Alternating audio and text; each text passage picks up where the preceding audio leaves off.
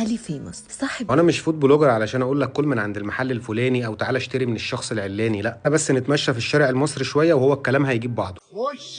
ده علي فيموس صاحب اشهر عربيه كشري في دهب، راح دهب سنه 89. بعمل كشري. لا هنا انا بقالي كتير قبل ما تتولدي، يعني على ما اعتقد بقالي 30 سنه بالظبط. اهو علي فيموس ده فكره مشروع. لحد ما قرر انه يبيع الكشري على صينيه ويلف بيها دهب كلها ويقدمها للناس. الكشري بقى مش بيبوظ منك؟ لا طبعا، ده شغل بيتي ومعروف.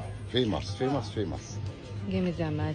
حبيب قلبي. كمصري مدمن كشري بعرف احكم على الكشري من الصوره، والصلصه اللي كانت على الكشري دي صلصه مخدومه، والراجل ده نفسه حلو جدا من الصوره، غير ان عنده قبول قدام الكاميرا غير عادي. ايه المشكله اما وشه ده يتحط على يافطه كبيره كده في شيراتون؟ انا ماشيه في وسط البلد، سالت الناس عن مكان بيعمل اكل بيتي، كلهم قالوا لي لازم تروحي عند ام هاجر، وقالوا لي ان الست دي المكان بتاعها هو متر في متر، بس مش مجرد مكان بيعمل اكل بيتي بس، لا هي ممكن تاكل شارع بحاله، بس تنزل عشان تعمل اكل شارع بحاله من غير ما تاخد فلوس خالص. يعني بتتاجر مع ربنا وفاهمه يعني ايه تجاره مع ربنا، وجماهيرها في المكان السياحي لان هي فاتحه في وسط البلد ومشهوره فيه عارفين ان هي ست بتتاجر مع ربنا، فست ليها اسم. كمل. نشوف حكايتها ايه.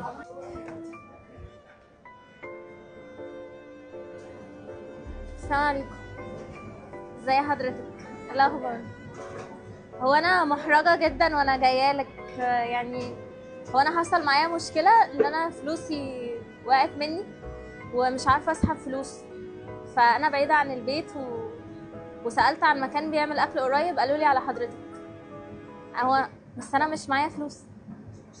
انت عايزاه عليا ليه؟ بس ازاي؟ طبعا مش هستعطفك واقول لك ان البنت سالت على مكان تاكل فيه من غير فلوس فالناس قالوا لها روحوا للحاجه فلانه، لا لا لا، دي تجارتها وان شاء الله باذن الله ربنا هيعوضها عن اللي هي بتعمله. لكن تعالى بقى نتكلم بقى بشكل دنيوي، هي تصلح ولا لا تصلح؟ اضغطك يعني، قلت لي هتعملي لي اكل من غير فلوس، فانا بصراحه محرجه جدا يعني. اللي انت عايزاه. انا هنا اسمي انت جيت في مكانك فعلا. انا هنا ام الغلابه، واللي انت عايزاه من عينيا بطاطس مسقعه. شوف انت عايزه تاكلي ايه، ولو عايزه فلوس كمان وانت مروحه، مش من عند ده، من عند الله. يعني حرفه وجوده وشهره وحب الناس اضافه لزهد وورع وتقى، ده غير تجارتها مع ربنا. يعني اللي تجرت وشاركت ربنا في رزقها هتعرف توفي وتخلص لشراكتها مع العبد. دي مش من ايديا حاجه، من عند ربنا.